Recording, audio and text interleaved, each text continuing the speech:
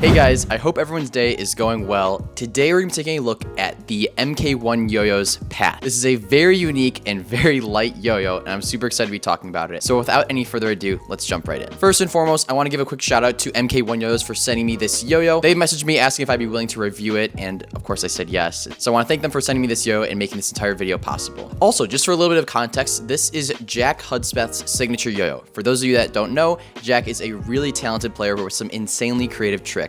And so I couldn't be more excited to be reviewing his very yo-yo. Jack has also been a good friend of mine, so I'm super stoked to see that he's got his very own yo-yo that he designed. Okay, so we'll first talk about how the yo-yo is actually designed, and then we can talk a little bit about the play. But to start things off, here are the specs of the path.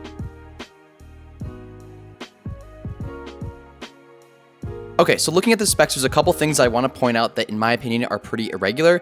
For starters, this is made of 7075 aluminum. That's a high grade of aluminum, and what that means is the yo-yo is going to be more durable. So if you hit this yo-yo on the ground, it's not going to be as susceptible to lots of vibe, which is a great quality. Additionally, the width coming in at 49.3 millimeters, that's pretty wide in my opinion. You guys know I love YoYos, but in general, that's an extremely wide width, which is awesome to see. The weight of 64.9 grams is pretty middle of the road for most yo-yos, maybe even a little bit on the heavy side, but in my opinion, as we'll talk about later in the video, this yo-yo plays pretty light on the string, and so it's a kind of cool feat of engineering that's going on here. However, the rest of the specs are in general pretty standard. All right, and now looking at the yo-yo, there's a couple things I want to point out, and we can start out with the actual shape. So the profile of this yo-yo is very wide. We can see we got an extremely wide gap right there, tons of room to land the string in. In general, this is a very flared out H shape. So we've got some pretty beefy rims in the end, a couple very subtle cuts, and then a very concave slope down to the bearing, which is awesome to see. Yo-yos with this more concave slope and steep slope down to the bearing are going to spin for a little bit longer and be a little bit more performance oriented. And then moving on over to the cup. The cup has a lot going on actually, and it honestly kind of reminds me of the CLYW Arctic Circle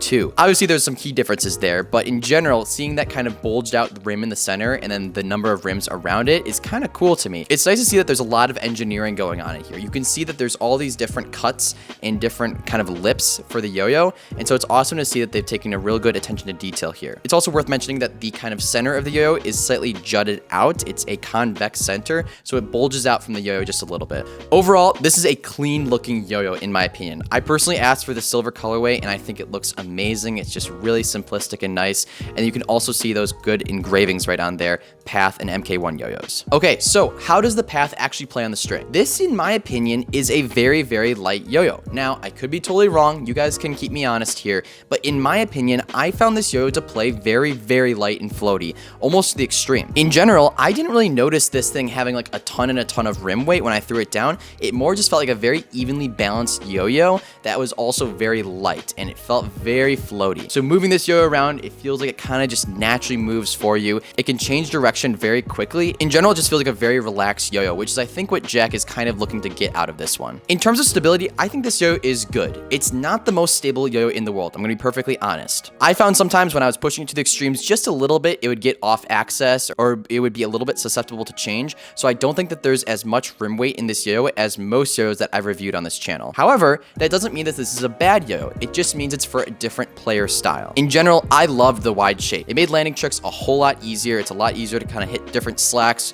whips, hops, all those different kind of things that would like a good large gap width. I found it really easy with this, and you guys know I love wide yo-yos. But again, it's just worth mentioning that this yo-yo does have a little bit of instability when you're really pushing it to the extremes or adding up a long trick. So in my opinion, fast tricks are good with this yo-yo because it is pretty easy to get this thing up to speed and it's very maneuverable. However, it might lose a little bit of stability and spin time when you're really cranking some extreme tricks out on this. However, again, this is Jack's signature yo-yo. He's a more technical and slack-oriented player, and so in my opinion, this yo-yo complements his style very well. I thought tech tricks were also good with this yo-yo. Even though this yo-yo is a little bit on the wider side, I didn't have really any issues with landing on double strings. I think it's kind of just at the point where it's super wide, but it's not so wide that you're going to run into issues. So that's a nice feature right there. Regens and binds were great with this yo-yo. I was really happy with the performance of the default response pads and some basic string. I wasn't really running into any kind of issues with snagging. I will say that since this yo-yo is a little bit more on the wide side, it's going to have a little bit more vibration when it comes off of a regen. So if you'll notice,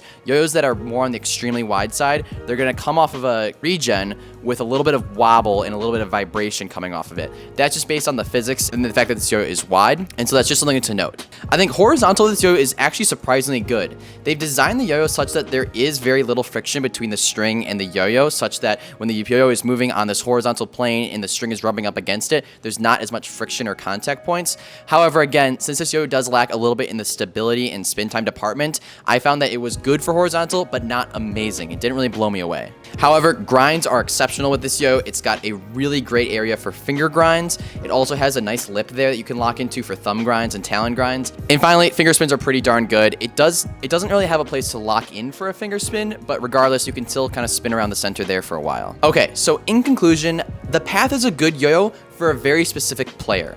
Like I said, there's a couple drawbacks to it. Since it's so wide and doesn't have a ton of rim weight, it can be a little bit unstable, and it doesn't really do well with some extremely fast and kind of stressful tricks.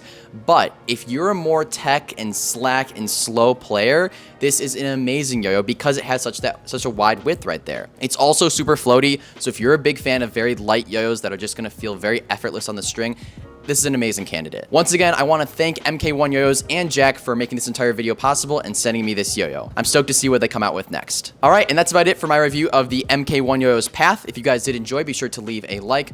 Also, if you guys are new here and haven't seen my videos before, hit that subscribe button so you can see whenever I post a new video. I hope you guys all have a great rest of your day, and I'll see you next time. Peace.